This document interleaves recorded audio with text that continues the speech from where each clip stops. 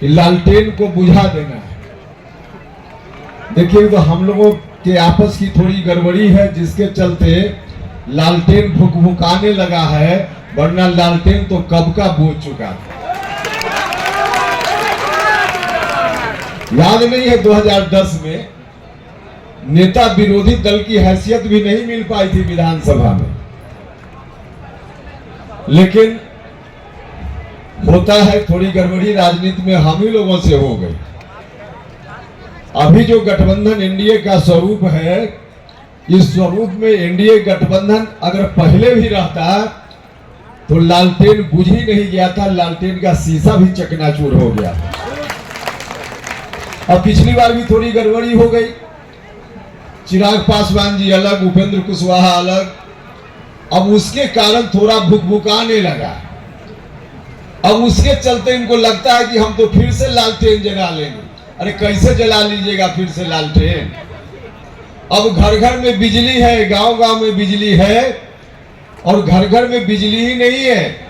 एक समय था जब बिजली के लिए गांव के लोग तरसते थे, इंतजार करते थे कब बिजली आएगी। अब तो घर घर में बिजली है, और 18 घंटा 22 घंटा 24 घंटा गांव में बिजली रहती है। अब लोगों के लिए लालटेन की जरूरत ही कहां है।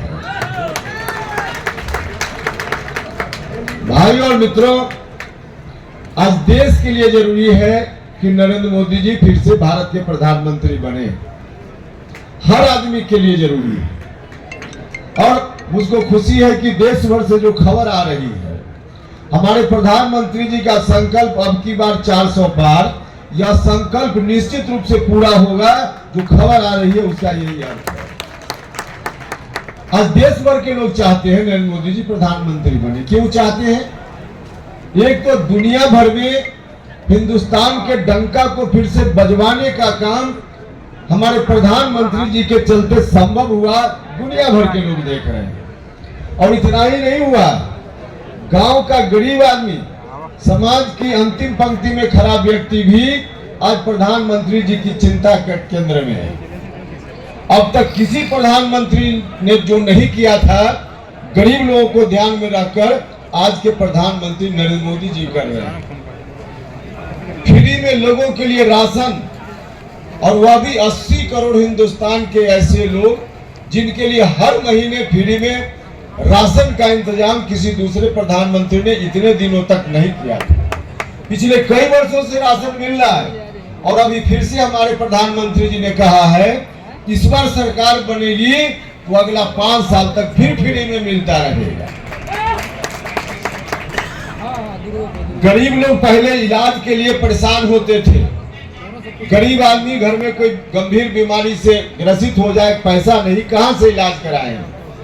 हमारे प्रधानमंत्री जी ने कहा गरीबों को अब 5 लाख रुपया तक इलाज में खर्च करने की जरूरत है। इसकी चिंता नरेंद्र मोदी करेंगे, घर के लोगों को करने की जरूरत नहीं है।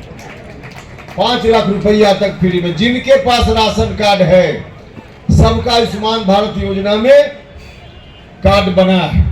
जिनका नहीं बना है आप बनवा सकते हैं, उसमें कहीं कोई कठिनाई नहीं है। और फिर इस बार प्रधानमंत्री जी ने कहा एक बार फिर सरकार बनवा दीजिए।